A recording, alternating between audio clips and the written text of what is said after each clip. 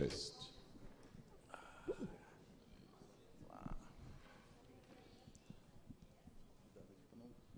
Senhoras e senhores, bom dia. Solicitamos aos presentes a gentileza de manterem seus celulares em modo silencioso. Sejam bem-vindos ao segundo dia do segundo Seminário Internacional Segurança e Saúde no Trabalho, Geração Segura e Saudável, uma parceria da Federação das Indústrias do Estado do Paraná, através do SESI Paraná e do Comitê Gestor Regional do Programa Trabalho Seguro no Tribunal Regional do Trabalho do Paraná, com apoio do Ministério do Trabalho, do Ministério Público do Trabalho no Paraná, da Associação dos Advogados Trabalhistas do Paraná, da Pontifícia Universidade Católica do Paraná e da Escola Judicial do Tribunal.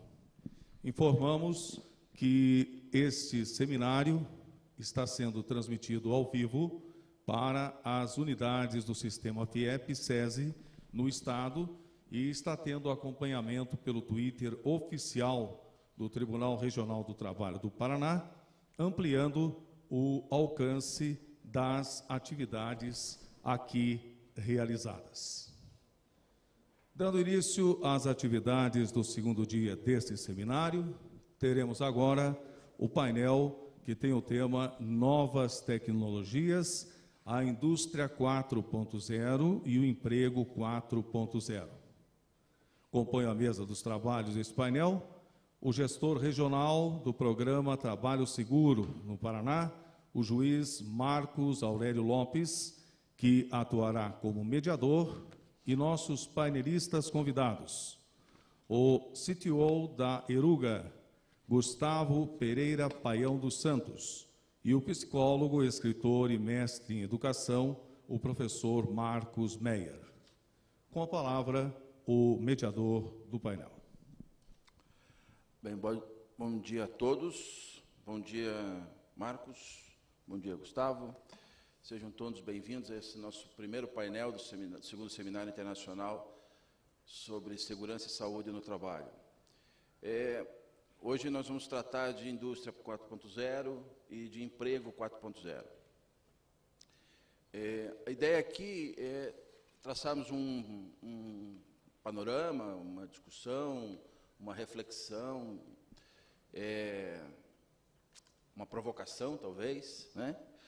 Sobre como que as novas tecnologias, as inovações na indústria, as inovações na economia, nas relações sociais, vão impactar o mercado de trabalho, as relações de trabalho entre empregados e empregadores, as relações dentro das empresas, as interações entre patrões e empregados, e como isso se reflete na vida das pessoas, né? A centralidade do trabalho produtivo tem mudado ao longo do tempo, com bastante velocidade, é cada vez mais rápida a velocidade com que as coisas se transformam. Se você for pensar em termos globais, em termos universais, né? A primeira revolução que a gente tem conhecimento na história, a Revolução Agrícola, ocorreu há 10 mil anos, quando os proto-homens passaram de coletores para agricultores.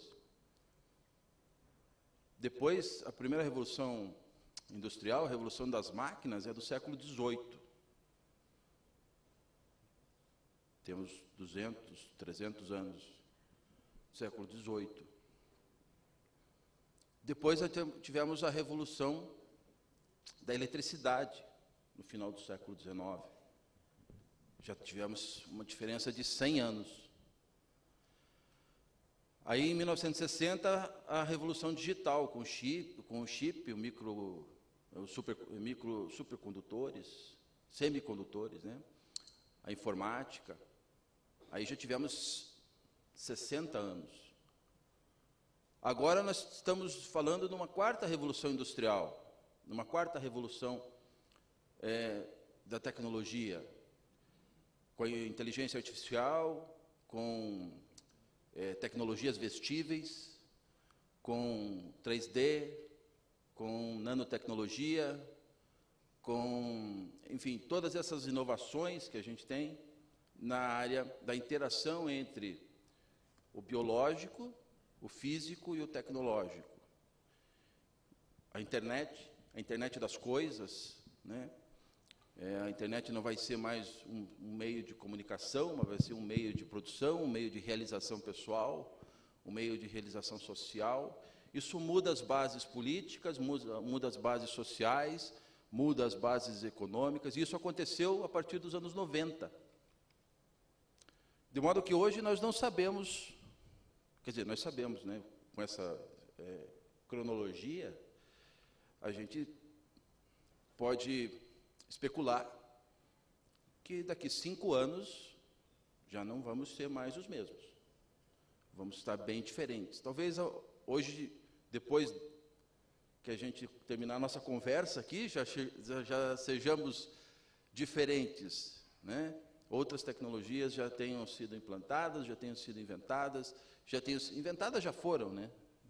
Só não foram lançadas ainda, né?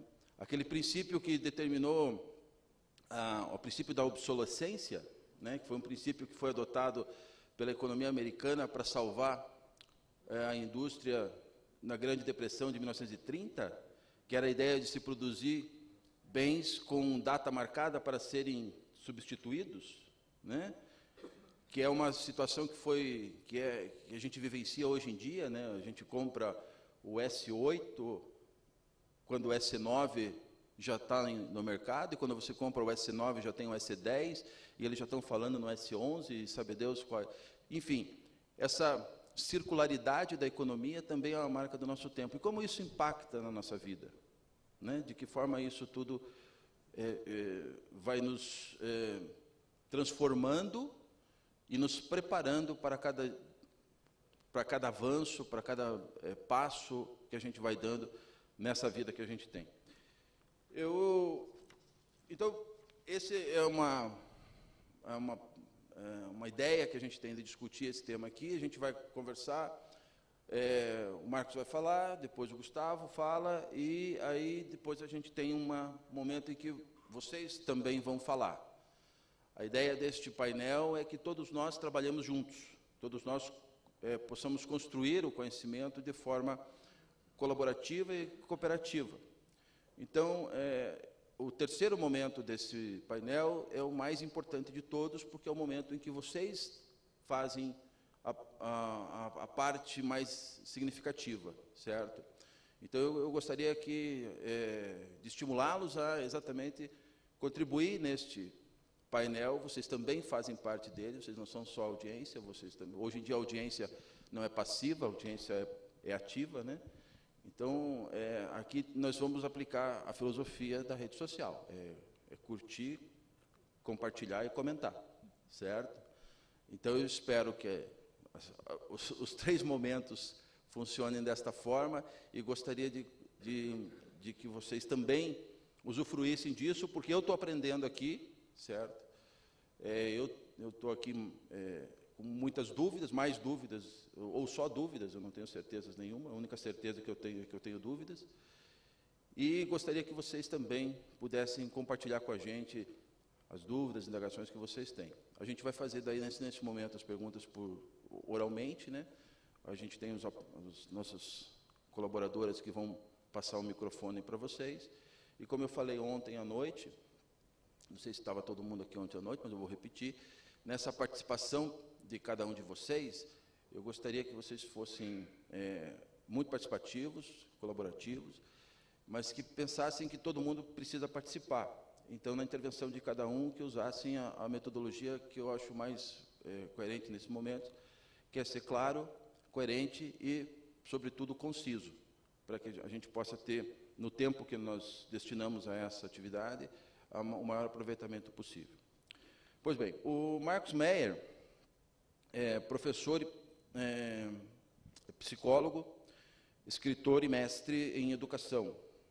Ele é palestrante nacional e internacional sobre relacionamento interpessoal nas empresas, educação de filhos e formação de professores. possui uma coluna semanal na RPC TV, afiliada à Rede Globo no Paraná, onde discorre sobre educação e comportamento. Sobre esses temas é também comentarista de rádio há 12 anos e autor de mais de 10 livros. Por sua contribuição à cidade, recebeu o título de cidadão honorário de Curitiba. Então, Marcos, você tem aí uma palavra, nos conte o que nós podemos, como que nós podemos resolver, o que nós podemos fazer com relação a essas questões que envolvem inovações e envolvem relacionamentos pessoais. Bom dia. Gente, é um prazer estar aqui com vocês e, como a minha área é educação, eu vou tentar aqui trazer algumas contribuições, algumas reflexões a respeito de escola, de como que a escola pode preparar esse novo profissional, essa nova pessoa, usuária de tecnologias inovadoras e tal. E, para isso, a gente tem algumas notícias muito tristes. A primeira delas é que a formação universitária, por exemplo, está já há muito tempo defasada e ainda vai continuar defasada. A gente prepara profissionais para o século passado. Só para vocês terem uma ideia, quando eu me formei em matemática, comecei a minha carreira como professor de matemática. Durante os 4 anos da minha formação, eu aprendi uma linguagem de programação que, quando terminou a minha formação, essa linguagem não existia mais. Ou seja, gastei 4 anos da minha vida estudando algo que não teve função nenhuma para mim, porque simplesmente já estava obsoleto. Então, a gente precisa ver o que a escola está fazendo em relação a tudo isso. E aí eu vou contar alguns casos. O primeiro deles é que, quando a caneta esferográfica foi inventada, houve, aqui no Brasil, muitas discussões em conselhos de classe, onde os professores se reuniam para decidir se era permitido, se eles iriam permitir o aluno usar uma caneta esferográfica. E a gente pensa assim, meu Deus do céu, por que eles estavam em dúvida quanto a isso? Porque nós estamos acostumados a ela, e então nós temos essa cultura já incorporada. Mas quando vem uma nova cultura, assusta, e as pessoas usam todos os argumentos possíveis para manter a cultura na qual estão. Então, qual era a grande justificativa? A grande justificativa dos professores contrários à caneta esferográfica, a BIC, por exemplo, os contrários diziam o seguinte: não podemos deixar a esferográfica entrar nas nossas escolas, porque os nossos alunos deixarão de ser caprichosos. Porque, para você escrever com uma caneta tinteiro, é muito fácil fazer borrão, estragar toda a folha que você está escrevendo, tem que usar papel mata-borrão, ou seja, é muito complicado. Então, você precisa ter muito capricho, muito cuidado para escrever bem. E eles achavam que a entrada da esferográfica ia estragar isso. Portanto, não vamos deixar entrar.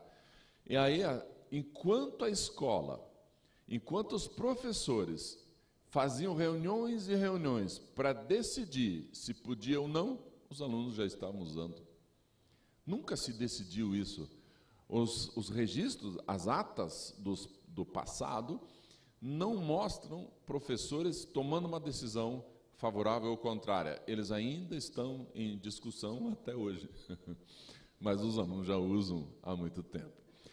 Aí, a outra questão, e agora é um pouco mais recente, é a questão da calculadora. Sério, gente, ainda tem escola discutindo se pode ou não utilizar calculadora em sala de aula.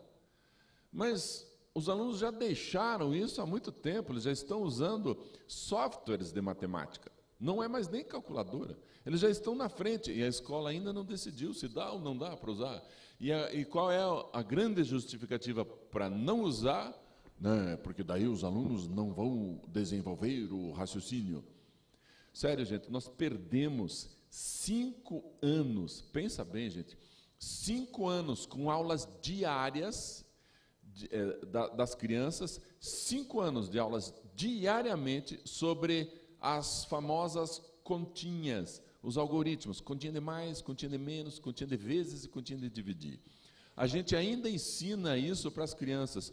5 anos jogado no lixo, Por quê? Porque a hora que sai da escola, nunca mais faz continha com lápis e papel. Vai fazer com a calculadora, ou melhor, vai fazer com o celular, porque nem tem mais calculadora.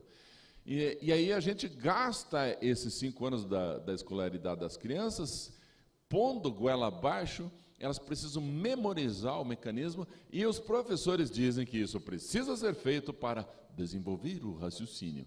Qual raciocínio, gente? O raciocínio empresta daqui, abaixa o zero, empresta para devolver depois? Não, mas a gente diz empresta. O aluno nunca entende aquele mecanismo, ele memoriza o mecanismo, mas não entende. E continua fazendo, e a gente continua insistindo, e continua ensinando. Para quê? Para nada, para nunca mais usar.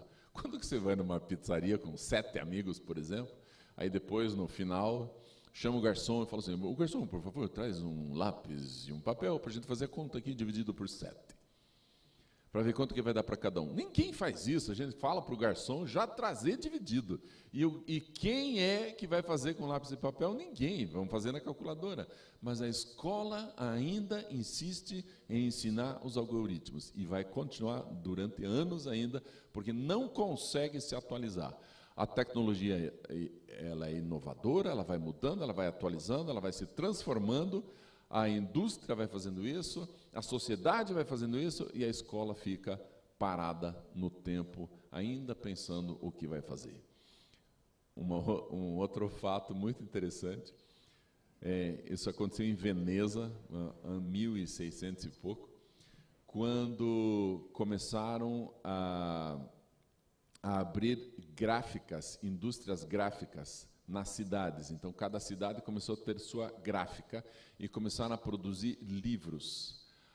Veneza fez uma audiência pública com os seus vereadores lá, na tentativa de fazer uma lei proibindo a impressão de livros. E qual era a grande justificativa? Meu Deus do céu, se um aluno tiver um livro à disposição, por que ele vai memorizar? Os nossos alunos nunca mais vão memorizar nada, porque eles vão ter um livro à disposição. Essa era a mentalidade da época. Não bota livro na mão de aluno, porque eles vão parar de decorar as coisas. Se você olhar para muitas escolas aqui no Brasil, ainda tem professor fazendo aluno decorar as coisas. Gente, é demorado demais, e aí a gente esquece o que realmente é necessário para a escola. Então, a escola tem o discurso, mas a prática destoa do discurso. Qual é o discurso? Está lá no PPP, o nome é bonito, né? PPP. Plano Político Pedagógico, cada escola tem o seu. No Plano Político Pedagógico está escrito lá, o objetivo da escolaridade é o desenvolvimento integral, preparação para a sociedade e para a vida cidadã de forma crítica. Qual é o cidadão formado por nossa escola que sai com uma visão crítica social? A primeira coisa, não pode falar de política. A segunda, não pode falar de sexualidade. Não pode mais falar sobre religião. Então, são 3 áreas fundamentais da vida cidadã, não se pode falar na escola. Então vamos falar de tecnologia. Não, a tecnologia é coisa muito avançada para nós. Então, a nossa educação, gente, está com um problema grave. Ainda continua formando cidadãos para o século passado. E o que a gente precisa? A gente precisa de pessoas inovadoras, criativas, pessoas com capacidade de construir, inventar coisas novas, resolver problemas que ainda não existem. Isso depois vocês vão ver, inclusive, com o Gustavo, criar uma empresa fantástica. Mas essa criação precisa de quem? Precisa de pessoas com cabeça aberta. E onde elas estão? Raramente vamos encontrar algumas que são os nerds da escola, que são colocados de lado. O bullying aparece contra esses alunos um pouco mais inteligentes, tão forte que alguns deles erram questões na prova propositalmente para não serem chamados de nerds. E aí vamos olhar agora por um ponto de vista mais amplo, geral, nacional. o Brasil não tem um programa nacional de valorização das crianças com altas habilidades. Antigamente a gente falava superdotado. Hoje a gente não fala superdotado porque as pessoas pensam outra coisa. Então a gente fala assim, altas habilidades. Mas também altas habilidades poderia ser bem interessante. Mas qual é o programa nacional que valoriza essas crianças? Não tem, gente. Eu era diretor de uma escola e, como diretor, a gente não pode pegar um aluno de uma série e passar para a série seguinte, porque esse aluno é tão inteligente que ele está perdendo tempo. Então, a gente precisa de uma autorização da Secretaria Municipal. E aí, o que aconteceu? Nós tínhamos um aluno de pré-escola que ele dava aula para a professora, de tão esperto que o menino era. Ele tinha 5 anos de idade, já lia e lia, compreendia e explicava o que estava lendo com 5 anos. A gente pensou assim, coitado desse menino no primeiro ano. Vai ver os seus colegas sendo alfabetizados. Vamos botar ele no 2º ano. Vamos botar no 3º ano já. O ideal dele, cognitivamente, era ir para o 3º. Mas o que acontece no nosso país?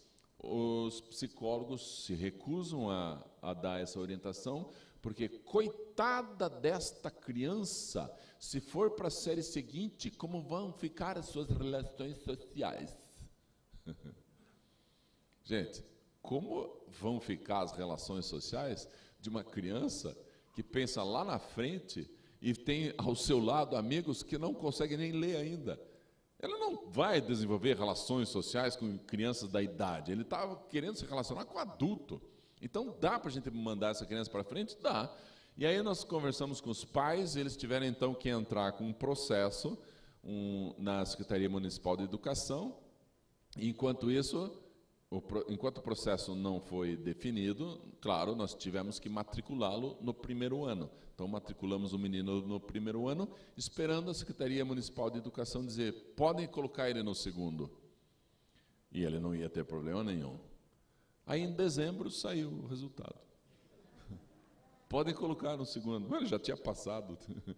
Ou seja, nós temos uma burocracia que atrapalha, nós temos mentalidades que atrapalham, nós temos um sistema que atrapalha e que faz com que os nossos potenciais, as nossas crianças com altas habilidades não sejam valorizadas. Cadê nossos gênios? No mundo inteiro, a porcentagem de alunos com altas habilidades é praticamente a mesma. Nos Estados Unidos tem moleque de 13 anos fazendo faculdade. Por quê? Porque se percebeu que ele sabe tanto que vai lá para a faculdade, vai para frente. Eles valorizam e tem um sistema que valoriza e que permite isso.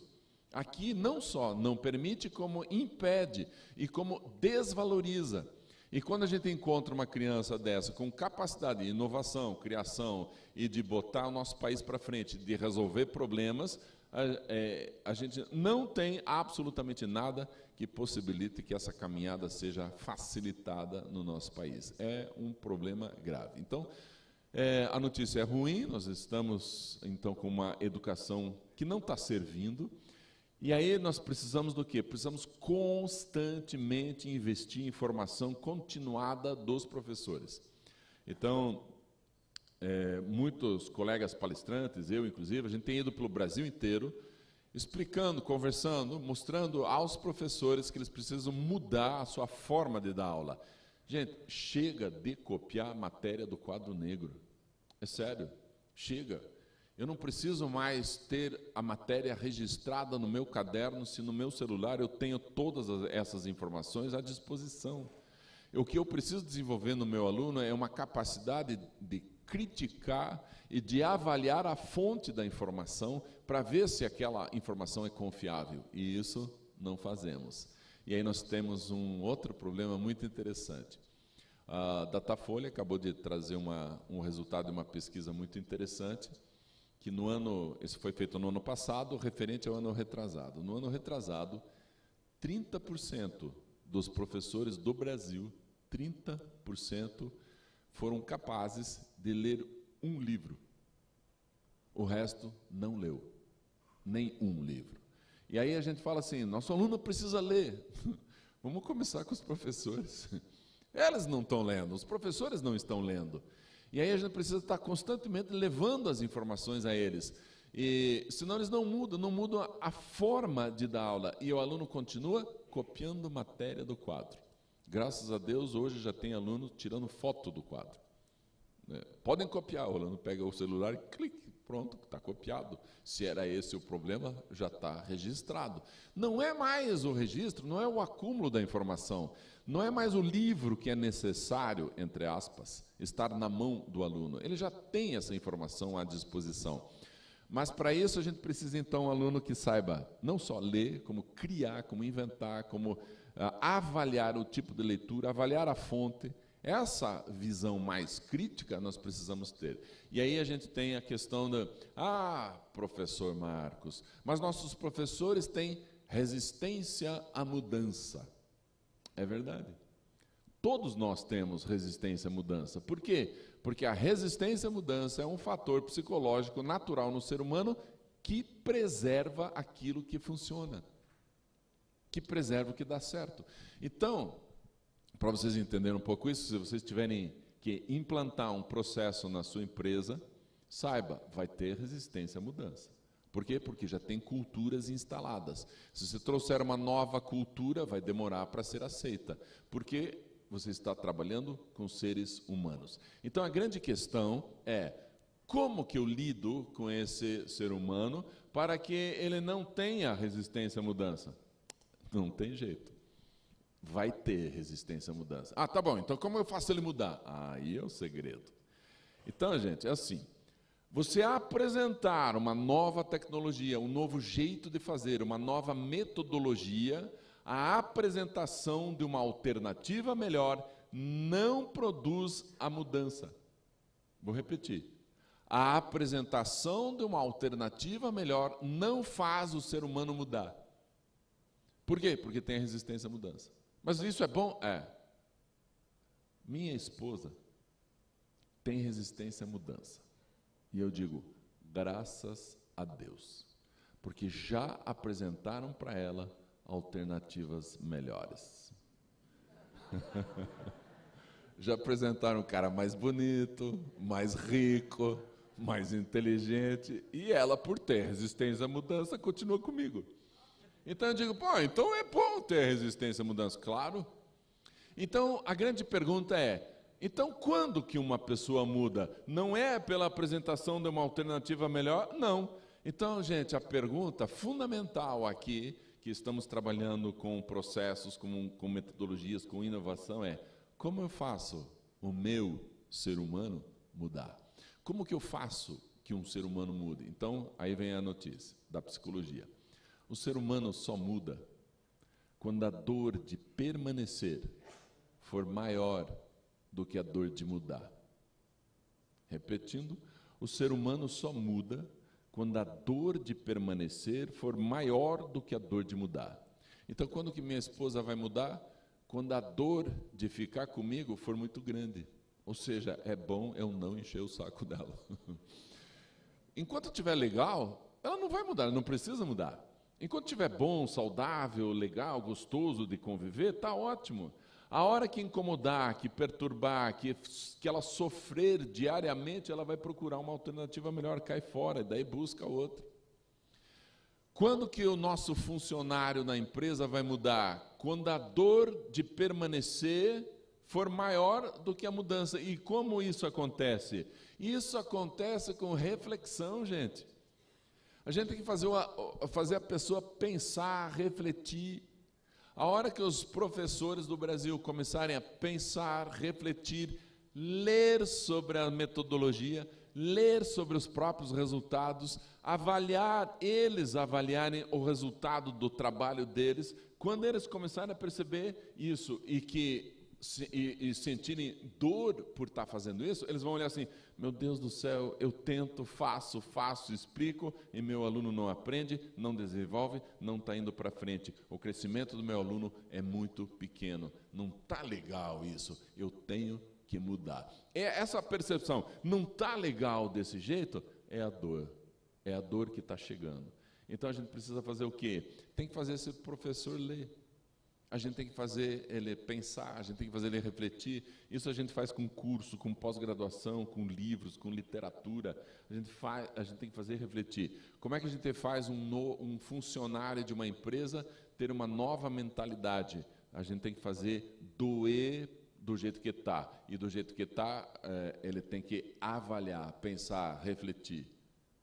Isso a gente faz com o quê? Com formação. A gente faz com palestras, a gente faz com cursos, a gente faz com conversas constantes, não sei quantas vão ser necessárias, mas a gente precisa fazer.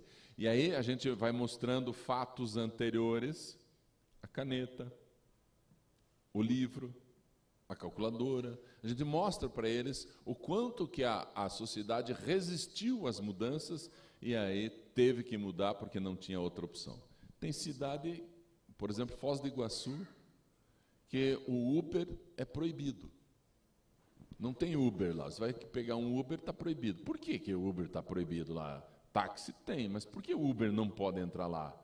Porque a mentalidade de algumas pessoas que ganham muito com os táxis é mais forte do que essa mentalidade que está presente nas novas tecnologias. A gente precisa fazer isso.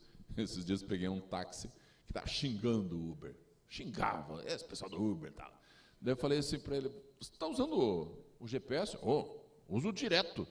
Pois é, a empresa que criou o Uber é a mesma que mantém o seu GPS funcionando.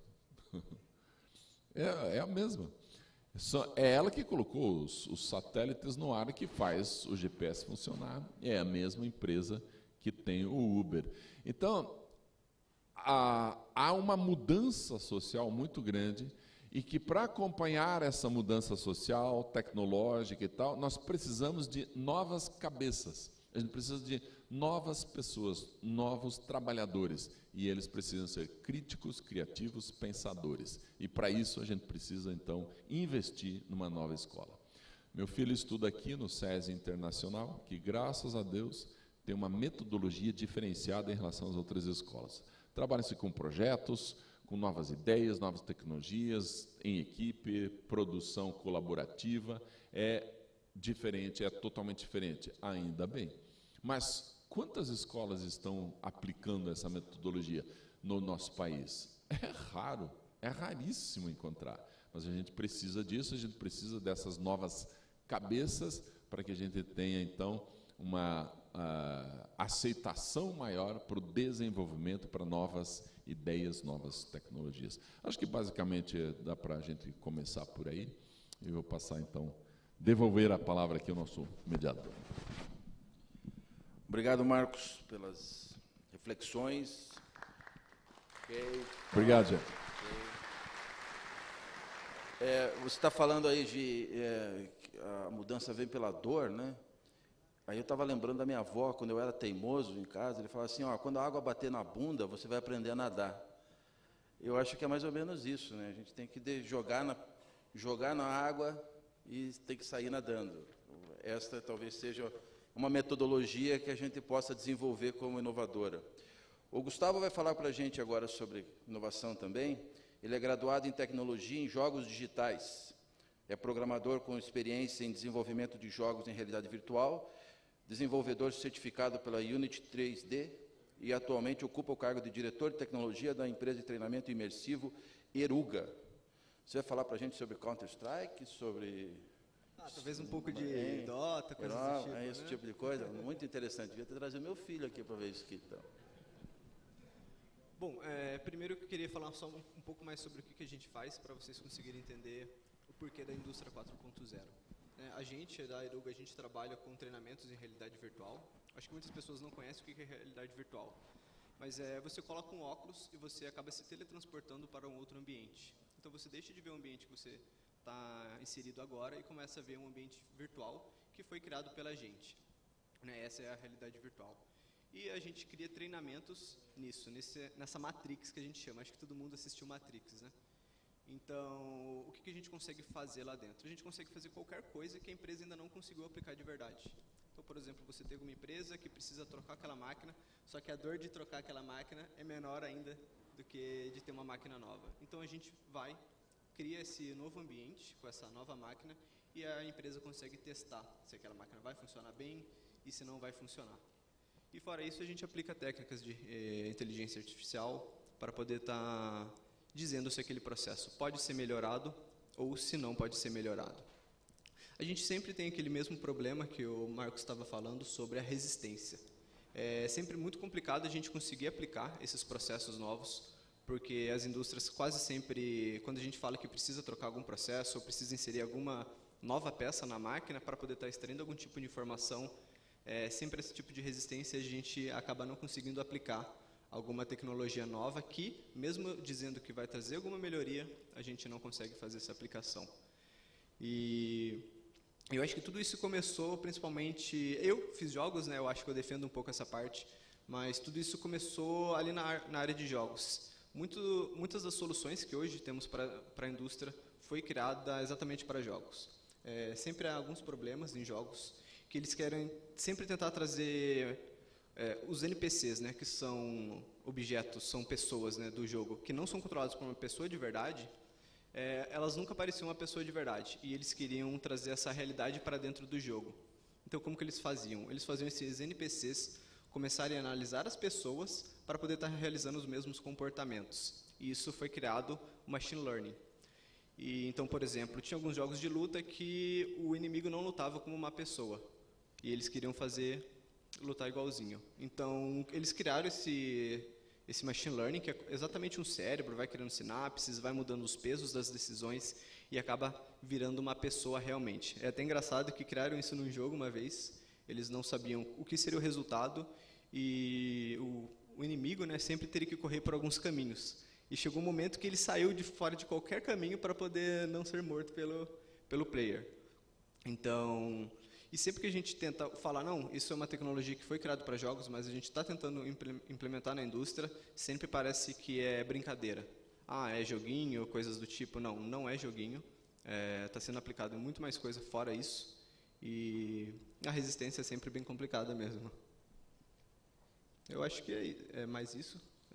Se alguém tiver alguma pergunta, alguma coisa do tipo. Ok, obrigado, Gustavo. Essa questão dos jogos...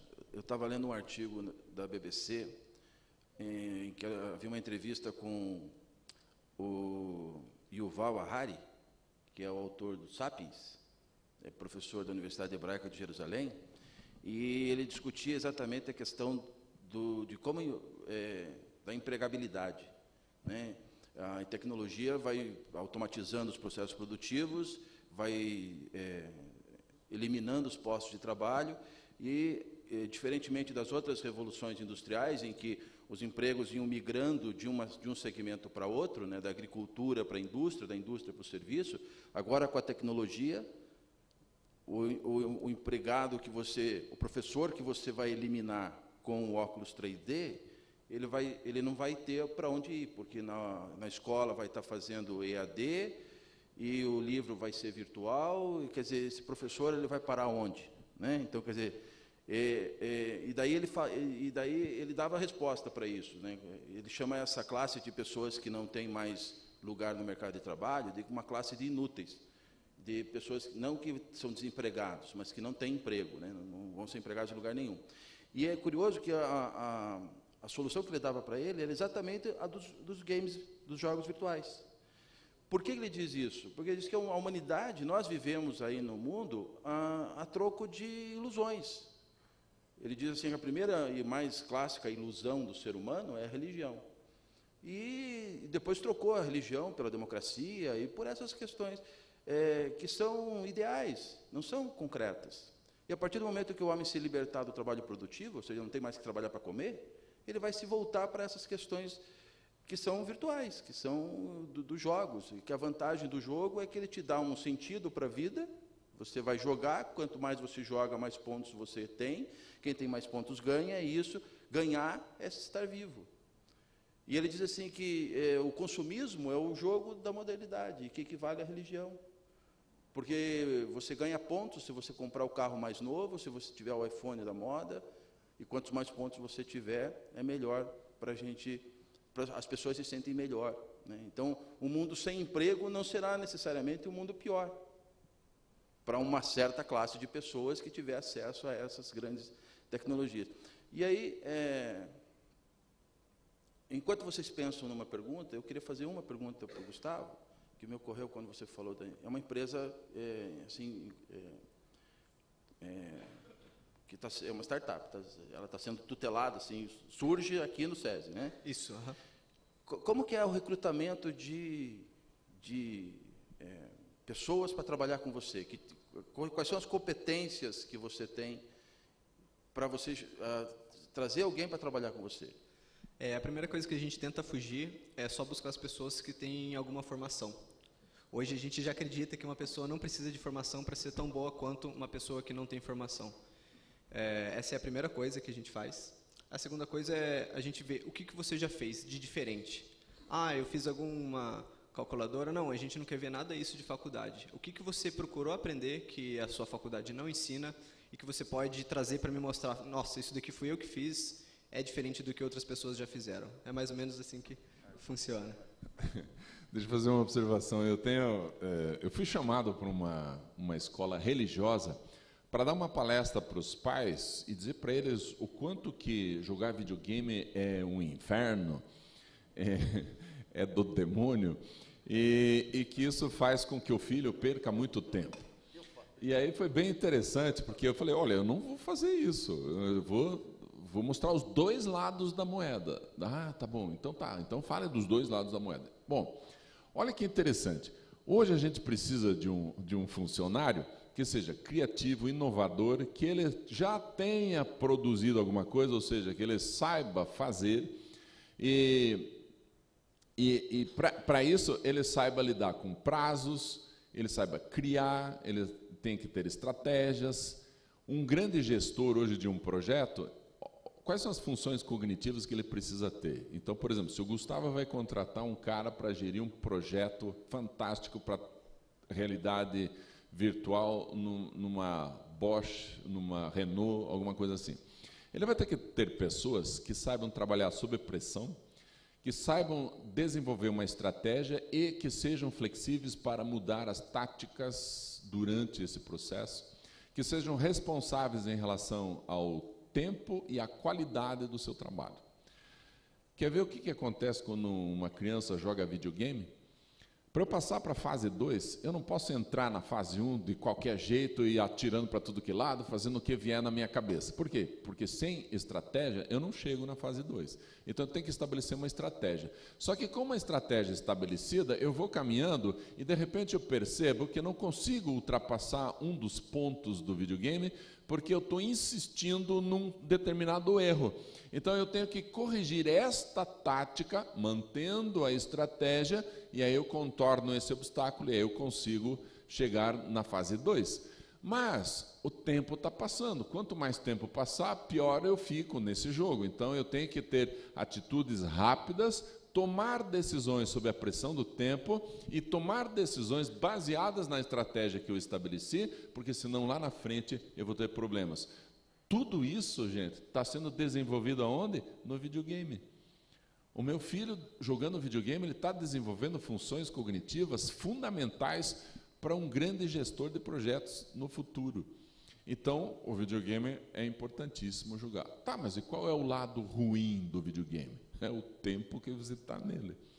Se eu fico só no videogame o dia inteiro, eu vou ter problemas de circulação sanguínea, postura, coluna, musculatura, uma série de problemas que quando eu tiver 40 anos eu sou um dos maiores candidatos a ataque cardíaco, a problemas musculares, problemas ósseos, problemas de postura, uma série de coisas. Então eu tenho que obedecer uns limites em relação ao tempo de uso. É verdade, tem que acontecer isso. Então, sabendo equilibrar essas coisas, vamos jogar, vamos usar o videogame.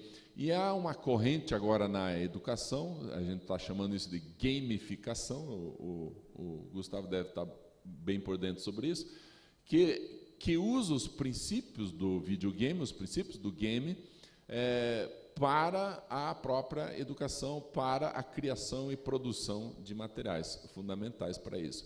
E olha que fantástico, para ele contratar um novo funcionário na empresa, ele não vai atrás do currículo do sujeito. Por quê? Porque não diz nada. Eu me formei na Federal. E que você fez? O que você já criou? O que você já produziu? O que você... É impressionante. Deixa eu contar uma realidade, um fato fantástico. Eu quis fazer, e fiz, né? Eu quis fazer o meu mestrado em educação na Federal do Paraná. Então, eu fui lá, fiz a inscrição, apresentei projeto, passei pela entrevista, fiz uma prova, e aí, o dia que saiu o resultado, fui lá no edital procurar meu nome. Cara, esqueceram de pôr meu nome. Gente, eu reprovei. Levei 0 no projeto. Só que eu dava aula na PUC, ensinando meus alunos a fazer projeto. Eu pensei, tomara que eles não saibam. Tomara que ninguém fique sabendo que ele fez 0 em projeto e eu dou aula sobre isso. Bom, aí eu pensei assim, vou ser humilde. Vou fazer um novo projeto e vou pedir a ajuda de um doutor em educação para que ele me ajude a entrar pelo projeto. Eu não posso mais tirar 0. Aí eu fiz um novo projeto, pedi ajuda para um colega doutor em educação, ele me corrigiu algumas coisas, use isso e isso, usei, fiz tudo que ele falou, mudei e fui lá e 0. Segundo ano consecutivo que eu reprovei no mestrado, eu nem entro. Nem consegui entrar. Aí eu fiquei pensando assim, cara, o que está errado? Eu sei fazer projeto, gente. Fui lá conversar com os professores da Federal. E aí a secretária do mestrado falou assim, a gente não pode dizer por que se tira 0. Não estou entendendo. Como não pode? Eu tirei 0, quero saber por quê. Não, é que a gente não dá essa informação. A gente só dá o resultado. Eu falei, tá, eu não saio daqui sem ter essa informação. Eu não saio daqui sem ter essa informação. Aí, pela minha insistência, ela ficou brava. Tá bom, vou chamar um professor. Como se fosse algo ruim. Aí ela chamou o professor, vem o professor, pois não, qual é o seu problema? Aí eu expliquei para ele, eu quero saber por que estou tirando 0 no meu projeto. Qual que é o seu projeto? Meu projeto é que tem uma teoria israelense que fala que a qualidade da interação com o aluno faz com que o aluno desenvolva novas sinapses. Cara, prestaram atenção nisso? Olha que interessante. A qualidade da interação do professor com o aluno pode fazer esse aluno ser mais inteligente. E eu disse assim, e eu quero estudar isso na prática, eu quero ver se os meus alunos reconhecem essa característica da teoria israelense nos seus professores. Aí o professor falou assim, eu lembro do teu projeto, muito bom o seu projeto. Tá, então por que eu levo 0? A gente dá 0 nos projetos que não tem orientador. Como assim? Não tem ninguém aqui para te orientar dentro dessa teoria, porque ninguém conhece essa teoria. Eu falei, então o senhor está me dizendo que aqui é um centro de pesquisas numa universidade e a gente só pode pesquisar o que já está pesquisado, que é o que os professores já sabem. Daí ele, o senhor entendeu? Sério, gente, eu tive que tirar todas as referências dessa teoria israelense. O autor é o Feuerstein, para quem conhece. Tirei tudo Feuerstein, tirei, pus Piaget e Vygotsky, que eu sei que eles sabem, Piaget e Vygotsky. Eles ficaram tão felizes que deixaram eu entrar. No 3º ano, entrei no mestrado. Entrando no mestrado, graças a Deus, recebi como orientador um professor, apesar de velhinho, o Egídio Romanelli, com cabeça aberta. Falei para ele, professor, eu não quero estudar Piaget e Vygotsky, eu quero estudar essa teoria israelense. Daí ele disse, graças a Deus, uma teoria diferente para eu orientar. Daí eu falei assim, tá, mas por que vocês não deixam entrar? Não sou eu que faço a avaliação. Veja, a própria universidade pega uma equipe para avaliar, para deixar entrar, outra para orientar. Eles não se conversam. E aí a gente fica o quê? Sem a possibilidade de estudar as novas teorias. Mas são as novas teorias que vão possibilitar, que vão dar chance para que as novas mentalidades funcionem. Enquanto a universidade estiver formando essa gente, é melhor não pegar mesmo. É melhor perguntar isso, o que você já criou, o que você já inventou? Eu fiz aqui um videogame. Em qual universidade? Não, nunca fui. Então venha para cá que você está com a cabeça aberta ainda. Que pena, né, gente? Que pena, mas por enquanto acho que vai ser esse o caminho. E outro fato que eu acho que é bem interessante é essas pessoas que aprenderam, às vezes, sozinhas, sem ter a formação da faculdade, vamos fazer o contrário, pegar uma pessoa que já foi formada pela faculdade. A gente dá algum problema, ela vai resolver, não, beleza, vou pegar aqui tal método, vou usar Torricelli. Não, agora tira essa fórmula que você já conhece. A pessoa não consegue solucionar o problema. Agora, uma pessoa que aprendeu sozinha, ela não vai nem saber que tem aquela fórmula, mas ela vai procurar alguma forma de resolver. Então, acho que tem um ganho muito enorme ali. Ela não aprende como solucionar tal problema, e sim como solucionar problemas. Eu acho que essa é a grande diferença, que quando a pessoa é formada pela faculdade, pode acontecer que ela não consiga solucionar problemas, somente aplicar resoluções que já foram criadas. E hoje, pelo menos na área industrial, que a gente precisa inovar, nunca tem uma fórmula criada, a gente sempre precisa estar criando algo do zero. Então, acho que é um fator ali. É engraçado, parece que a necessidade agora é não saber, né? É curioso, né? E é interessante, parece uma diferença sutil, né? Mas você não tem que saber resolver o problema, mas você tem que saber como resolver problemas. Quer dizer, é uma coisa que parece que gravita sobre o conhecimento. Não é o conhecimento em si, mas não é conhecer o quê, mas como conhecer. Eu acho que é uma coisa interessante. Agora é a vez de vocês. O que é que vocês nos dizem de tudo isso? Lá, aqui, tem aqui? Aqui, ó. Depois lá. Lá está primeiro? Lá em cima já está com o microfone. Então, já está com o microfone lá. Pode dizer seu nome para a gente te conhecer e pode perguntar. Bom dia, meu nome é Marcela. Nós somos da Segurança e Saúde do Trabalho da Fundação Oswaldo Cruz, pública também. Eu tinha uma pergunta para o Gustavo. Tudo bom, Gustavo? Opa, tudo ótimo. Eu queria que você pudesse contar algum estudo de caso, alguma situação, já que vocês implementaram, que vocês tenham trabalhado na indústria, alguma empresa, né? Algo que realmente surtiu o efeito. A gente implementou um setup de máquina na Ambev. E qual que era o problema? Eles não sabiam que tinha um problema lá, mas tinha um problema ergonômico. E como que isso foi resolvido? A gente aplicou machine learning, que é um algoritmo que acaba criando novas sinapses e vai procurando outros caminhos de realizar o mesmo processo. Qual que é a grande vantagem disso? O computador ele consegue realizar várias operações muito rápido. Então, enquanto essa máquina ela não pode parar, você não consegue testar outras formas de estar fazendo esse processo. No nosso computador, a gente consegue realizar esse processo 10.000 vezes em 10 segundos, por exemplo. E nessa grande quantidade de amostras que a gente consegue ter, a gente consegue apresentar uma nova solução. Então, lá na Ambev, a gente já conseguiu melhorar uma parte ergonômica de uma máquina que eles tinham lá. Que mais? E você poderia dizer... Mas não melhorou a cerveja, né? A cerveja continua a mesma. Continua a mesma. Tá certo. Você poderia dizer o que ergonomicamente foi modificado? Eles têm uns tipos lá de riscos, eu não lembro o nome, mas acho que é A, B, C. C é quando a pessoa está pegando totalmente errado um objeto, B é quando ela pode estar sofrendo algum acidente, e A é alguma coisa super leve. Na ordem que eles faziam o setup lá da máquina, eles precisavam ajustar como se fosse não um telhado, mas um objeto que acabava obstruindo a passagem da pessoa, e a pessoa sempre tinha que se agachar para poder passar. E nesse momento que ele passava agachado, ele já estava carregando uma peça que ele estaria colocando lá na outra parte da máquina. E esse era o problema ergonômico lá. Interessante. Obrigado. De nada. Quer perguntar? Aqui? Aqui o microfone aqui, por favor. Ela foi trocar lá. Só um minutinho, Anacleto. Ele está vindo lá já. Daí todo mundo ouve você. Ok. Pois não, qual que é a sua pergunta? Bom dia. Meu nome é Anacleto. Eu estou hoje numa empresa de tecnologia e inovação. E gostaria de saber, tanto do professor quanto do Gustavo, como tem visto, como o Gustavo colocou, às vezes sem formação e a pessoa vem muito bem. Formações diversas.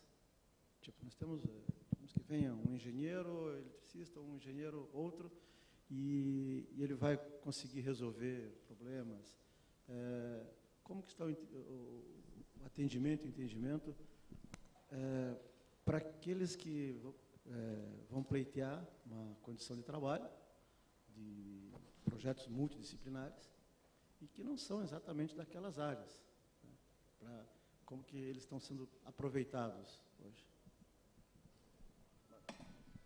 Eu acho assim, a formação universitária é fundamental. A gente precisa ter conhecimento, precisa ter metodologias, estrutura e tal. Então, assim, óbvio que se eu tiver entre 2 funcionários, os 2 são criativos, os 2 já criaram programas, já criaram softwares, já criaram alguma coisa, um deles é formado como engenheiro e outro não, eu vou preferir o engenheiro. É claro que a formação acadêmica continua sendo importante. Agora, ela não é restritiva, não é fundamental, né? Como o próprio Gustavo já mostrou. Eu não preciso ter um cara formado para assumir um projeto assim. No entanto, se eu tenho a formação, ela é fundamental, mas desde que essa formação possibilite que esse meu novo funcionário tenha cabeça aberta, tenha a possibilidade de inovação, de criação, invenção e tal. E o trabalho do Gustavo, quando ele fala sobre realidade virtual, isso traz uma questão de aprendizagem fantástica, gente. Eu até estava contando para o Gustavo, antes da gente entrar aqui, um caso que aconteceu com meu primo. Meu primo trabalhava numa indústria que dobrava, a máquina que ele atuava era uma máquina que dobrava chapas de metal. Uma máquina super moderna, tal, a laser, então quando você vai colocando a chapa, interrompe o laser, a máquina já faz a dobragem de forma imediata. Só que ela é extremamente perigosa. Se você colocar a mão ali, a máquina imediatamente arranca os dedos, corta os dedos. Então, ele foi entrar em férias e precisava treinar um funcionário para ficar no lugar dele. E aí, na hora do treinamento, o meu primo explicou assim para o cara, para o novinho ali, todo feliz, né? Eu vou aprender a mexer numa máquina. O meu primo falou assim, nunca põe a mão aqui. Só que ele pôs a mão. E perdeu, meu primo não tem os 3 dedos lá, porque ele foi dar uma aula na prática. De como que você não pode agir, senão você perde os dedos. Como não fazer. Agora, imagine isso em 3D, em realidade virtual. O próprio funcionário poderia ter colocado a mão e perdido os dedos virtualmente. E aí apareceria na tela assim, um alarme, dava um susto no sujeito, tal. O cara saberia, nunca posso colocar a mão ali no real, porque vou perder os dedos. Porque eu já fiz isso no virtual. Então, a entrada da realidade virtual, para nós, para quem trabalha com aprendizagem, é impressionante, é muito boa. Só que a gente vai precisar desenvolver isso. Mas em relação, então, concluindo a pergunta, em relação à formação, eu acho que a gente pode continuar valorizando, mas o que a gente precisa fazer é com que esse formado tenha a cabeça mais aberta. Muito bem. Essa ideia aí de você ter a experiência virtual e não a real, na verdade, é a nova sinapse que forma, né? Se você for para a neurociência, então aquilo que o olho vê vai criar as conexões cerebrais lá para depois não repetir de novo, não interessa se virtualmente ou na realidade, né? É o que o videogame acaba fazendo também. Quem mais quer fazer pergunta? Bom dia, eu sou a Alessandra do SESI. Eu queria perguntar para o Gustavo, para ele compartilhar a experiência que vocês estão desenvolvendo da realidade virtual, um trabalho à altura, porque para chegar a essa construção de vocês trabalharam com equipe multidisciplinar, né? Isso, então, trabalhamos. A gente, inclusive, está fazendo um treinamento em trabalho à altura. Isso, porque eu participei do projeto inicial do Canvas, eu queria que você contasse, então, como é que foi trabalhar com o pessoal para chegar a esse desenvolvimento dessa realidade. Certo. É sempre bem legal porque a gente acaba aprendendo de outras áreas. Ali mesmo, lá de dentro, ninguém tinha experiência com a NR35. Então, como que funciona? A gente sempre vai e realiza o processo. Então, a gente foi lá em Araucária, fez todo o treinamento de NR35 para poder, após ter treinado em NR35, começar a realizar o protótipo e o software em si. E aí os professores vêm também, fazem todo o check-up. Está indo no caminho certo, não está? Dá para dar alguma modificada? E assim a gente continua criando. Então eu acho que é uma experiência muito legal, porque a gente sempre está aprendendo novas coisas. A gente vai sempre em empresa que é totalmente diferente, uma de cerveja, outra trabalho em altura, espaço confinado, coisas do tipo. E eu acho que isso vai trazendo uma bagagem muito grande para a gente, para estar melhorando outros treinamentos também. Então Acho que é muito interessante. Eu penso que a formação tradicional, ela não é que ela seja dispensável na indagação do Anacleto, né? Ela não é mais suficiente, né? A gente está num mundo em que tinha um tempo que eu vou me formar, por exemplo, me formei em Direito, me candidatei no concurso da magistratura, eu vou ser magistrado até minha data limite, minha data de validade é 2042. Quer dizer, os meus filhos e os nossos filhos e netos já não são assim, eles já não se formam para uma coisa, né? Se formam para diversas coisas. Eu acho que essa que é a nota diferencial deste momento. Quem mais quer fazer algum tipo de indagação? Quem? Onde? Aqui no fundo. Aqui. Eu sou Mário, da Prefeitura Municipal de Curitiba. Eu gostei bastante da fala do Marcos Meyer, que ontem eu estava conversando com meu sobrinho, eu perguntei para ele assim, João, por que você tem que estudar? Daí ele falou, para eu ser alguém na vida. Eu falei, tecnicamente é para isso mesmo. E aí eu comecei a explicar para ele porque ele tinha que saber estudar, porque ele tinha que saber matemática, para ele saber organizar as contas dele, para ele saber história, para ele saber o contexto de uma sociedade, e também sobre um videogame que se chama God of War, que fala sobre a história da Grécia. Então, gostaria que o Marcos falasse um pouco mais disso, dessa falta de explicação que a criança às vezes não tem. Você vai estudar para quê? Você vai fazer a continha, para que você vai fazer continha de matemática? Né? Para que você vai entender a história? Desse atraso que a escola acaba dando para o aluno, sem ele ter o conhecimento. Pudesse explanar sobre isso, por favor. Isso você vai ver ano que vem. Essa é a resposta padrão do professor, né? Para que eu vou usar isso? Isso você vai ver ano que vem. Professor, para que serve? Ano que vem você vai ver para que serve. Pô, sempre para o ano que vem, nunca para agora, né? Eu costumo fazer uma reflexão com os meus professores assim, se os teus alunos de 13 anos, todos fossem morrer com 14, o que você ensinaria para eles esse ano? Eu não vou preparar para o ano que vem, vou preparar para hoje, porque só tem hoje, né? É só esse ano que eles têm. E aí, todo o currículo muda.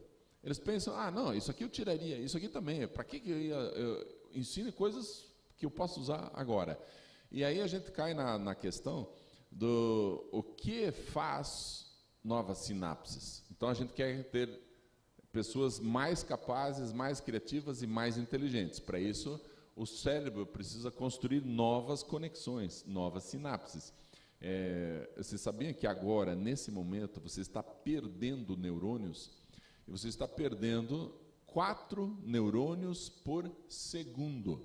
Essa não é por palestra, não é por hora. Você está perdendo 4 por segundo. Então, lá, está morrendo dentro de você. 4, 8, 12, 16. Meu Deus do céu, para de contar.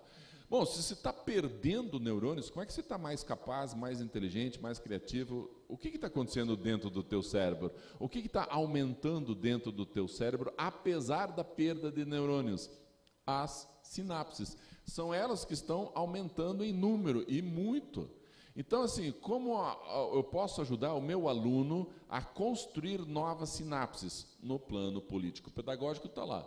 O desenvolvimento integral. Tá, então como é que você constrói novas sinapses no seu aluno que faz parte do desenvolvimento integral? Como assim?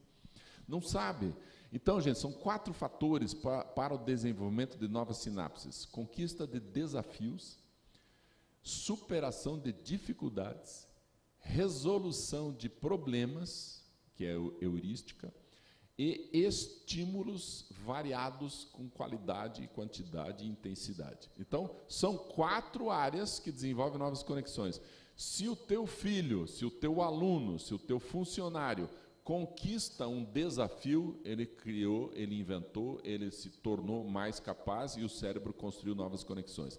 Se ele resolveu o problema, se ele superou a dificuldade, ele está sendo estimulado, ele cria novas conexões. Então, basicamente o que a escola vai ter que fazer com os alunos daqui para frente? Criar novas conexões. Como? Fazendo o aluno conquistar desafio, o aluno resolver problema, o aluno superar dificuldade, o aluno ser estimulado de forma diferente. Essa é a base para a gente ter funcionários que vão trabalhar nessa área da tecnologia, as áreas inovadoras. Senão eu vou continuar indo, por exemplo, para um médico, que não sabe fazer um diagnóstico geral, a não ser que seja na área específica que ele estudou.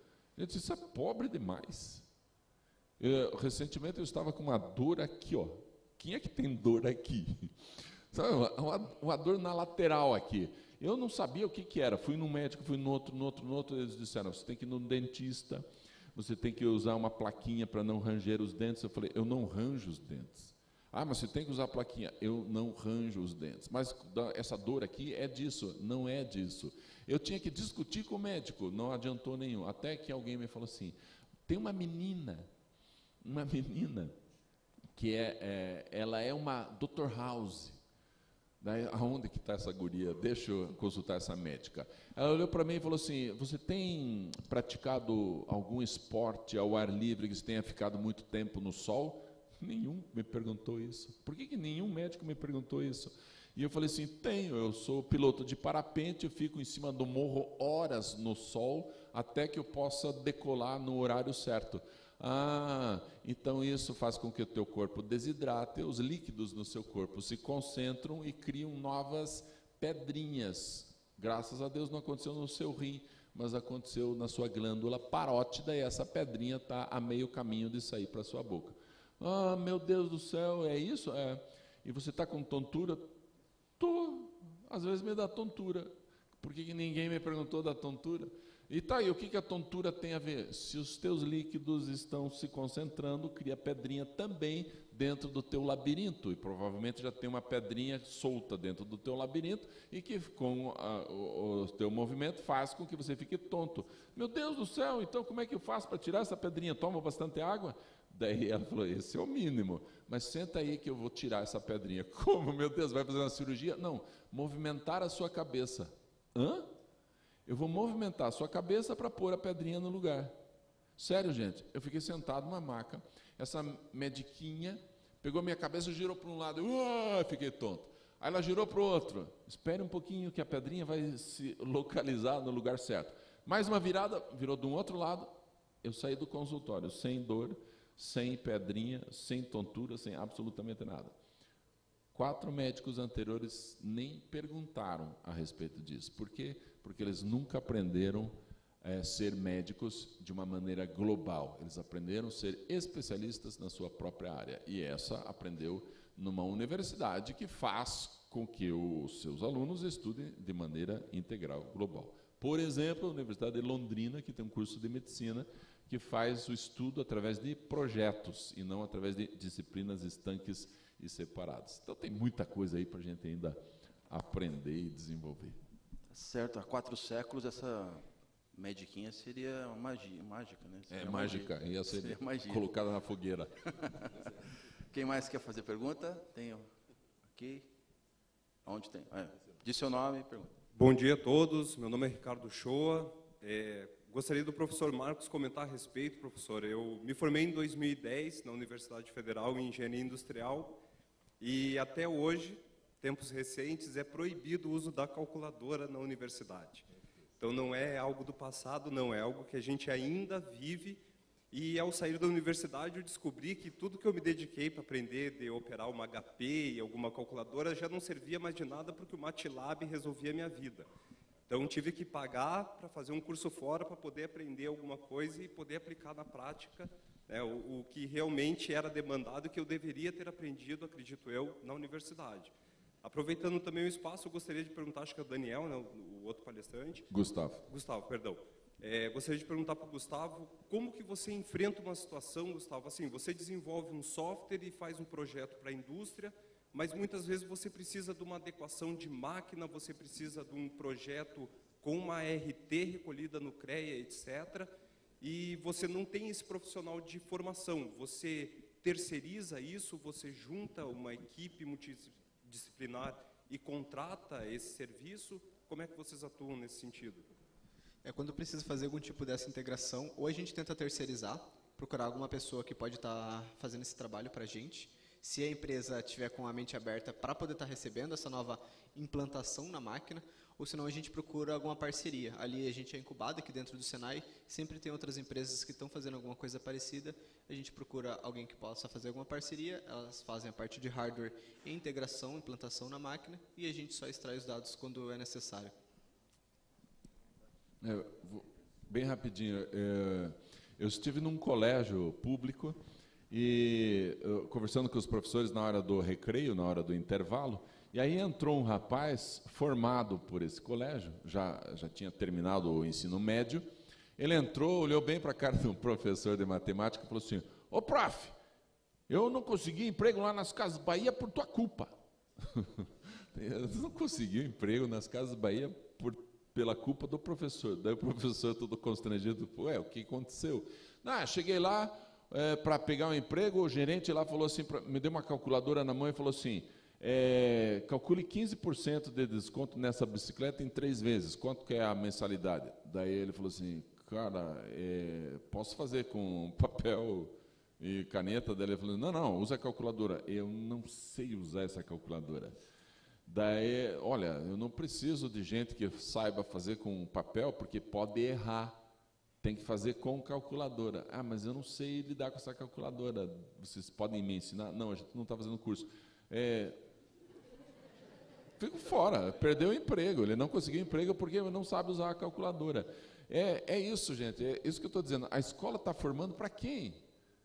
Se a sociedade, se o emprego, se as empresas pedem um profissional que saiba lidar com a calculadora, por que a escola não ensina? E aí a gente vai ver os movimentos dentro das universidades. A igrejinha do São Marx, a igrejinha do São Piaget, as igrejinhas. Aí, se o cara for adepto da igrejinha marxista, ele odeia qualquer um que pensa fora da teoria marxista. Isso é igreja, gente. Vai para o inferno se não for marxista. É igreja. E a igreja dentro da universidade, né? Que tipo de igreja? A fanática, só pode pensar desse jeito. Aí, a gente tem que não pode formar, sério, gente, é papo da universidade isso. Não podemos formar gente para o mercado de trabalho. A gente tem que formar gente pensante. Com o quê? Com lápis e papel. Calculadora não. Por favor, né? A coisa é feia, é triste. Mas, graças a Deus, gente, não são só notícias ruins, né? Tem universidade fazendo uma coisa diferente, tem universidade se inovando, fazendo tecnologia, metodologias diferenciadas, usando, por exemplo, a Universidade de Londrina, usando metodologia de projeto nos cursos de medicina. Então, a gente tem boas experiências também que dão uma esperança aí para a gente. Na Justiça do Trabalho, a gente também enfrentou essa questão da tecnologia, com a implantação de um processo digital, processo eletrônico. E é curioso que isso a gente enfrentou, tem uns colegas aqui juízes, eles também passaram por esse período de adaptação, estamos passando ainda por esse período de adaptação, então há essa resistência que existe na universidade com relação a novas tecnologias, não só de instrumentos, mas também de métodos, a gente também enfrenta na Justiça. A Justiça do Trabalho, em particular, porque teve uma forte implementação de tecnologias, né? E a resistência era muito grande. Eu lembro que eu fui dar um curso sobre isso, explicando como que era o sistema novo para oficiais de justiça, e daí uma das características do processo novo é que o oficial de justiça não teria que digitar ou datilografar, já estávamos na digitação, né? Mas, enfim, não teria mais que digitar a certidão, ele bastaria fazer um comando no sistema lá, informando que ele realizou a diligência, intimou a parte, enfim, fez a obrigação dele.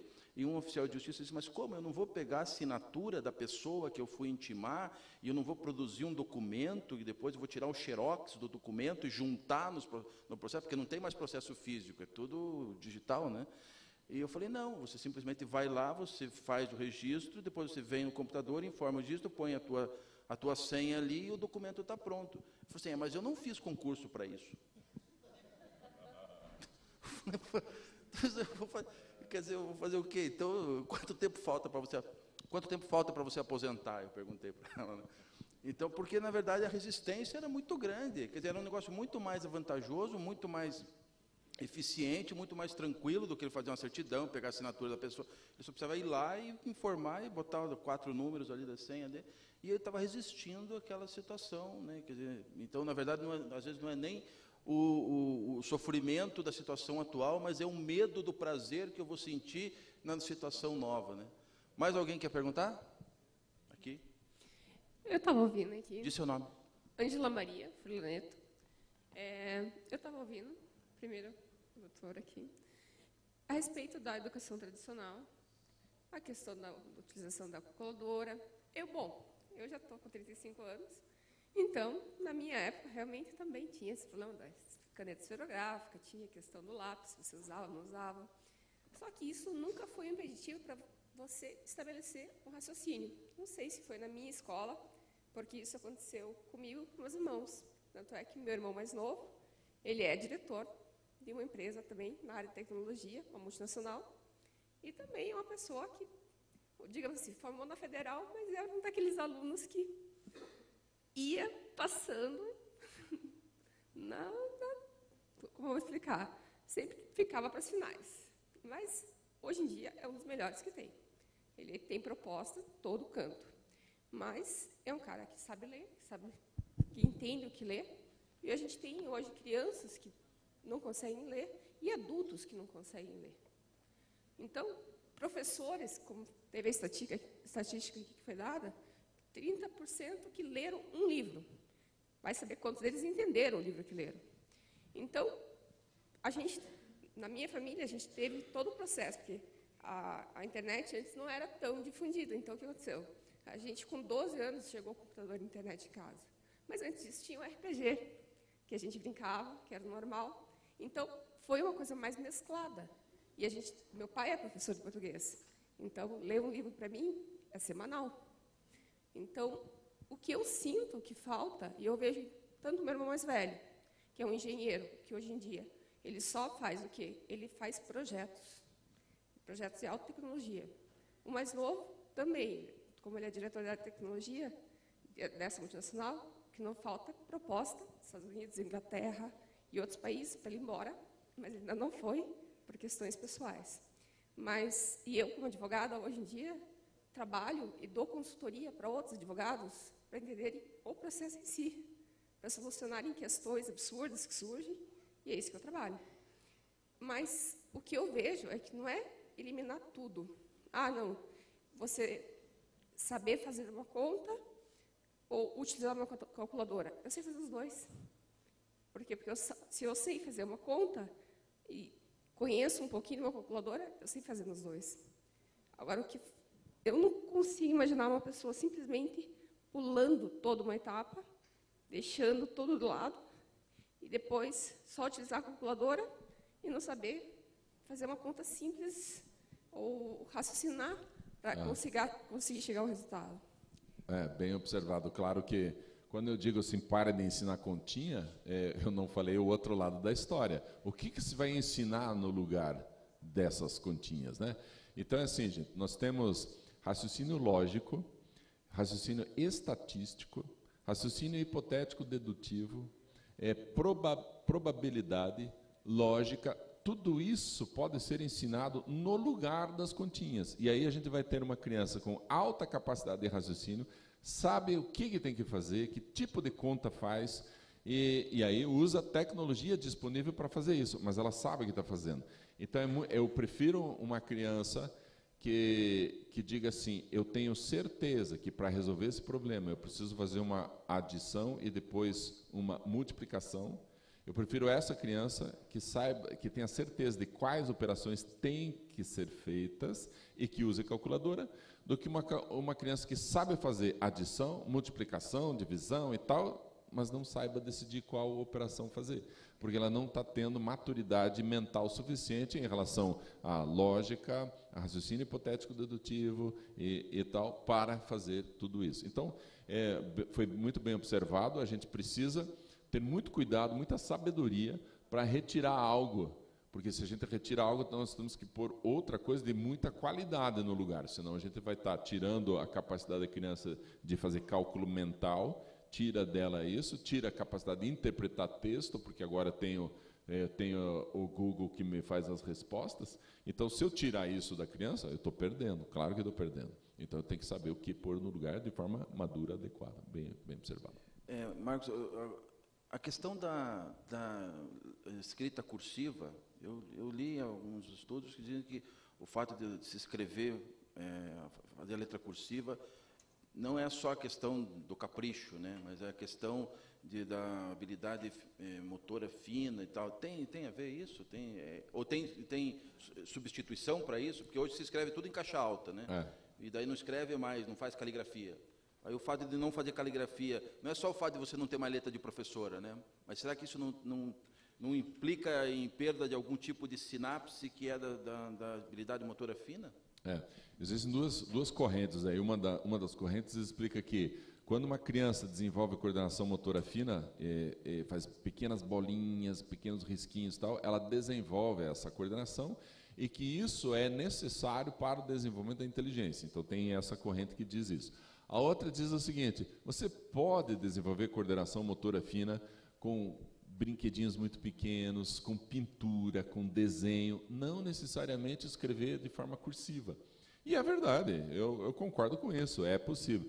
Então, existe já uma tendência mundial de se escrever em caixa alta, porque é isso que nós temos contato na sociedade, mais caixa alta do que letra cursiva. Vocês já viram aquelas letras maravilhosas que aparecem em convites, né, de casamento? São pessoas contratadas para desenhar aquelas letras, né? São letras, rococó, não sei o que, curvinhas e desenhinhos e tal. É lindo aquilo. Eu tenho a impressão de que daqui a uns 20, 30 anos, a gente vai ter pessoas que a gente vai dizer assim: meu Deus, você escreve com letra cursiva, você escreve com letra manuscrita, que legal! Mas é uma exceção, são algumas pessoas, né? Algumas pessoas vão fazer. Você escreve com caneta? Eu só digito.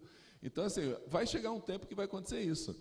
Mas, até lá, o que a gente vai colocar no lugar? Nós tivemos, você teve, eu tive, nós tivemos aulas de arte. Eu tive educação artística. O meu desenho continua infantilizado. Eu nunca aprendi nada em arte que me desenvolvesse alguma coisa. Por quê? Porque na aula de educação artística, na aula de arte, a gente não teve aula de desenho de verdade. A gente tinha aula assim: põe seus sentimentos para fora. Até hoje eu estou pondo os sentimentos para fora. Mas, não me ensinaram técnica nenhuma para nem poder avaliar um quadro. Eu não tive essa possibilidade. Então, a gente vai desenvolver outras formas, mas uma tendência real é essa de que a letra cursiva vai começar a desaparecer. Quer ver uma outra ilustração? Quantas aulas de português você teve até hoje? Eu vou fazer um cálculo super rápido. São 200 dias letivos por ano, 200 dias letivos. Português tem todo dia, ou seja, você teve 200 aulas de português por ano. Como você fez o primeiro ano, segundo, terceiro, quarto, quinto, sexto, sétimo, oitavo ano, e mais primeiro do ensino médio, segundo do ensino médio, já deu 10 anos. Terceiro do ensino médio, 11 anos. Mas vamos supor que no terceirão você estava apaixonado, não aprendeu nada. Você teve, no mínimo, 10 anos de português, com 200 aulas por ano. 200 aulas vezes 10 dá 2.000 aulas de português. Você teve 2.000 aulas de português. Com 2.000 aulas, gente, você já deveria estar pronto o seu livro, sua poesia, uma crônica, um conto, mas não. Sabe por quê? Porque a escola, durante as 2.000 aulas, exigiu que você pusesse X no lugar certo em vez de CH. Exigiu que você pusesse Z no lugar de S. Ou seja, só se preocupou com a forma, mas com o teu conteúdo nunca foi importante. O teu conteúdo, as tuas ideias, você nunca aprendeu a pôr no papel. E aí você vai fazer uma pós-graduação e tem que fazer a desgraça do TCC. Meu Deus, um TCC. Gente, você teve 2.000 aulas. Por que é tão difícil colocar tuas ideias no papel? Aí você abre o teu computador, dá aquela síndrome da página em branco. que com 2.000 aulas de português você não é capaz de escrever fluentemente, com facilidade? Porque você nunca foi treinado, desenvolvido para isso, para colocar suas ideias no papel. Você foi treinado para gramática e ortografia, que hoje o Word faz. O Word corrige, mas o Word não te dá ideias para pôr no papel. Então vai chegar um dia que não precisamos mais escrever de forma manuscrita, porque vai ser desnecessário. Mas o que vai ser necessário? Aprender a colocar as ideias no papel, que já é muito mais importante do que escrever bonito. Muito bem. E aí, Gustavo, vocês usam papel e caneta lá na Eruga? Não, só quando precisa colocar uma ideia no papel para poder ver mais fácil, ao invés de estar desenhando, a gente acabou utilizando. E é muito engraçado essa evolução da educação escrita, né? Meus pais tiveram datilografia. Eu já não tive, eu tive caligrafia. E hoje ainda existe a caligrafia? Eu acho que não. Já vai passar para um momento que seja só digitação ou não sei o quê. Mais alguma indagação? Lá. Diz o seu nome e faz a sua pergunta. Meu nome é Júlio, sou engenheiro de segurança e ergonomista também. A questão que eu gostaria de trocar uma ideia é a seguinte. Você hoje, dentro da NR12, você tem uma exigência que as pessoas devem ser, os operadores, né, envolvidos na manutenção, entre outros, nos equipamentos, eles têm que sofrer uma capacitação. E aí está lá o conteúdo programático dentro do próprio, né, texto da norma. E assim, se você começa a pensar que se vai só colocar a pessoa em imersão numa realidade virtual, será que isso é o suficiente? Assim, o Marcos, como educador, talvez possa dizer que você precisa, talvez, de mais uma situação, mesmo assim, antes de liberar essa pessoa para o trabalho.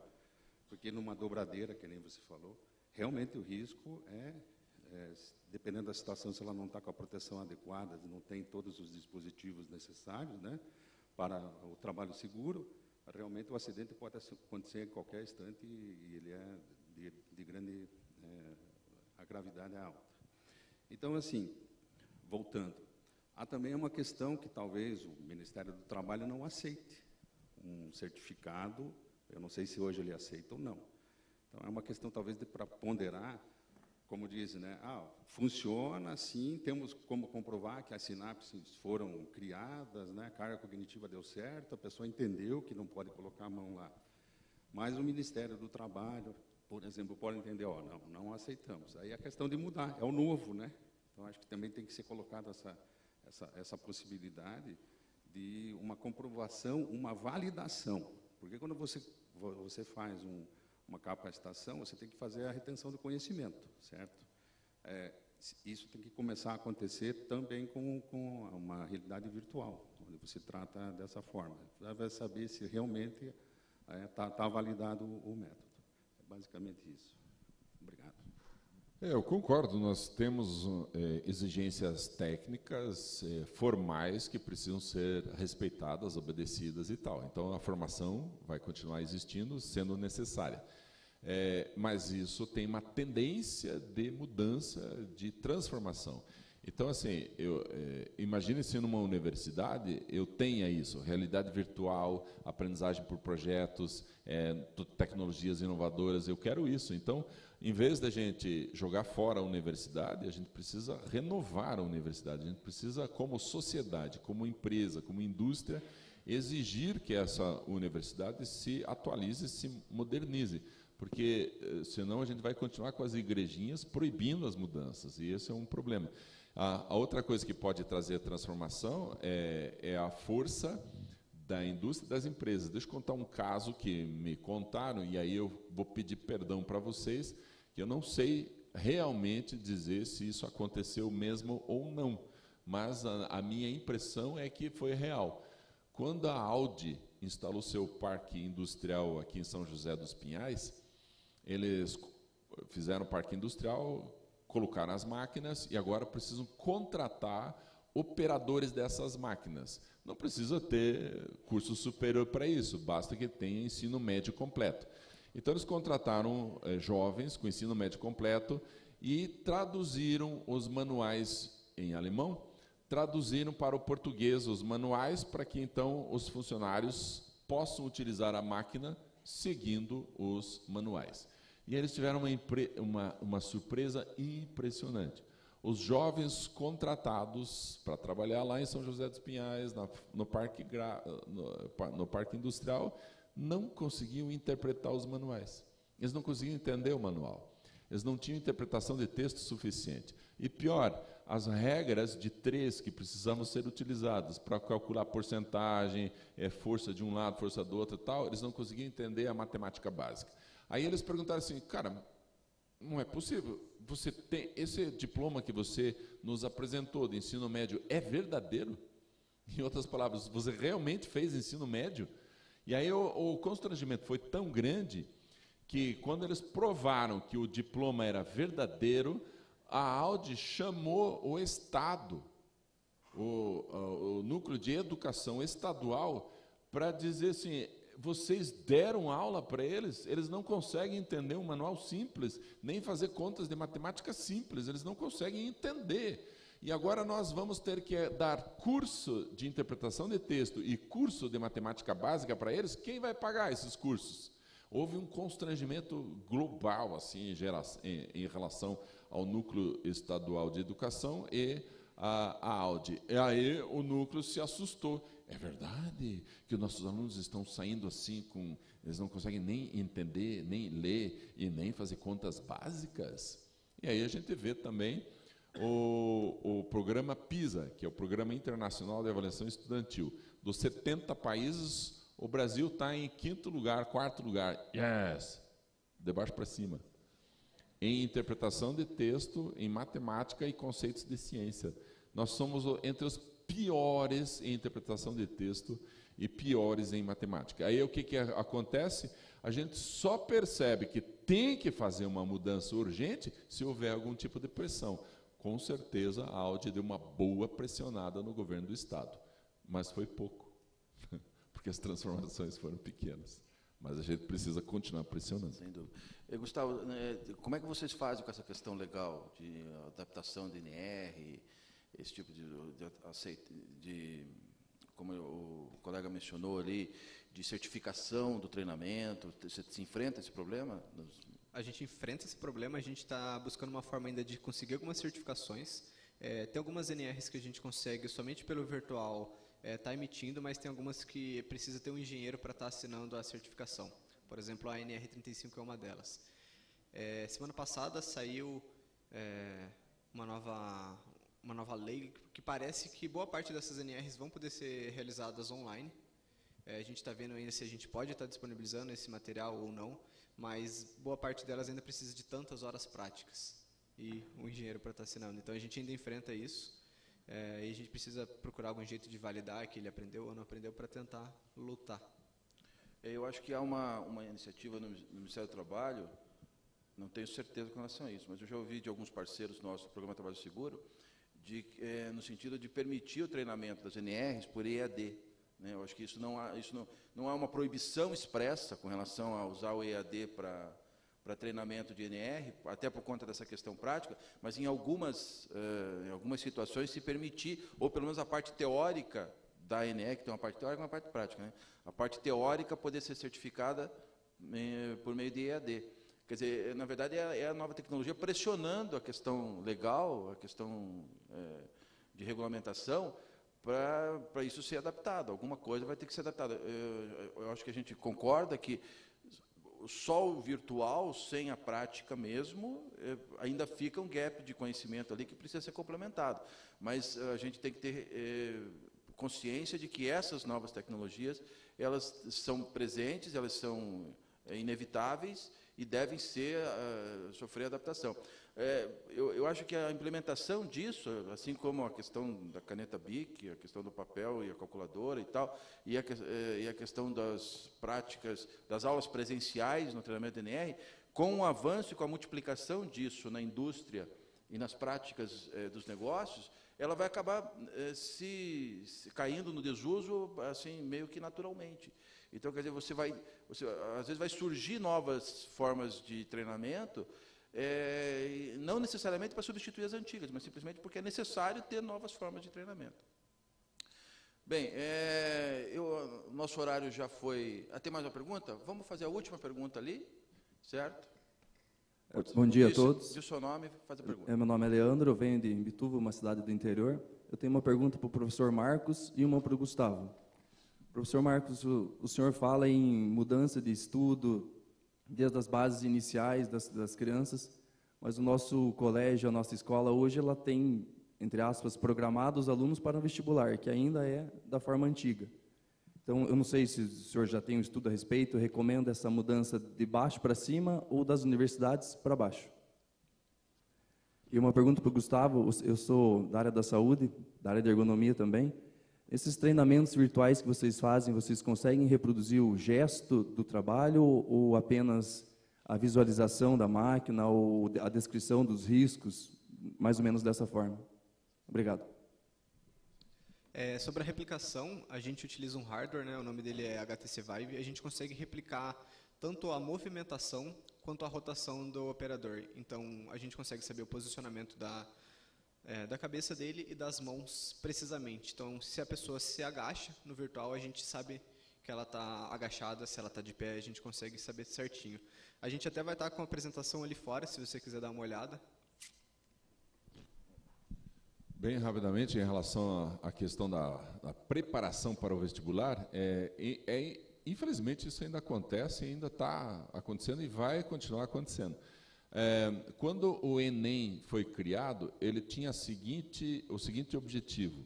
O governo queria saber quais colégios públicos estavam com deficiência em relação ao ensino.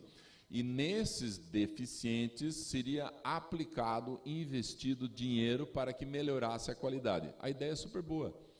Eu vou descobrir então que, sei lá, um colégio público lá do interior de Ponta Grossa está com uma péssima qualidade na educação. Então vamos lá investir, vamos dar uma formação para os professores, vamos melhorar a metodologia. Essa era a ideia inicial do Enem.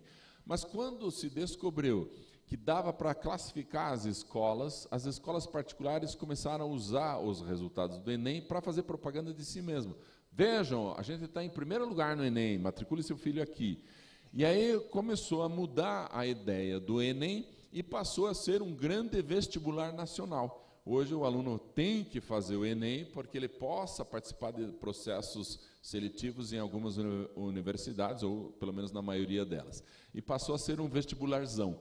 A única diferença é que os criadores do Enem e os atuais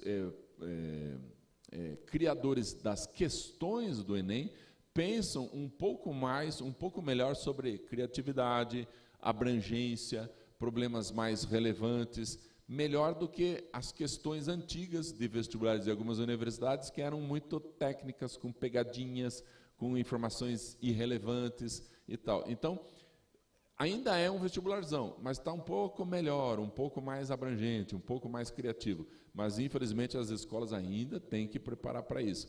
Agora, mas algumas universidades particulares estão criando cursos que as públicas não têm. E aí o que acontece? O número de candidatos cai muito, porque eu tenho que pagar essa universidade. Quando cai muito, eu não preciso mais preparar o aluno para tirar 10 em todas para entrar nesse curso. Por quê? Porque com uma nota média, uma nota baixa, ele já consegue entrar. Então, quem que eu tenho que formar? Eu tenho que formar muito mais para criação e inovação do que para responder questões de vestibular. Então, está havendo, sim, um desequilíbrio. Como você pergunta assim, é melhor que venha de cima para baixo ou de baixo para cima? Eu prefiro que as duas coisas aconteçam. Tomara que o governo acorde e mude a metodologia de entrada na faculdade e comece a valorizar mais cursos técnicos. Tem gente que não quer ser pesquisador. Para que vai numa universidade? Para que vai fazer um curso superior? Deixa esse cara fazer um curso técnico de alta qualidade, que ele se realize como profissional e vá ser feliz dentro daquela área específica. Mas para isso ele não precisa estudar história, da teoria e não sei o quê numa universidade. Deixa fazer um bom curso técnico. Então, quando isso começar a ser valorizado, vai mudar a base também. Então, quando as duas coisas acontecem, as transformações vêm. Tem aluno sendo formado por exemplo, o SESI Internacional, que está entrando na universidade, ou sendo formado em colégios que têm essa metodologia, que está entrando na universidade, e aí começa a debater com o professor manda ficar quieto. Por quê? Porque ele está acostumado com alunos que fiquem quietos, mas esse novo aluno não fica quieto. Mas, professor, eu já vi isso em tal lugar, eu já aprendi isso. Pô, você está adiantado. Espere o resto da turma. Por que eu vou esperar o resto da turma, professor? Me responde aí. Então, eles já estão começando a pressionar a universidade. Então, a base também pressiona lá em cima. Eu acho que as duas coisas deveriam acontecer. Ok. Gustavo, tem mais alguma observação para fazer aqui para a gente? Tá certo? Marcos, mais alguma observação? Eu quero só agradecer. Quem quiser entrar em contato comigo, entra no meu site. É só pôr o meu nome, marcosmeyer.com.br. A gente pode continuar trocando ideias aí com quem tiver afim. Valeu, gente. Muito obrigado. Ok, pessoal.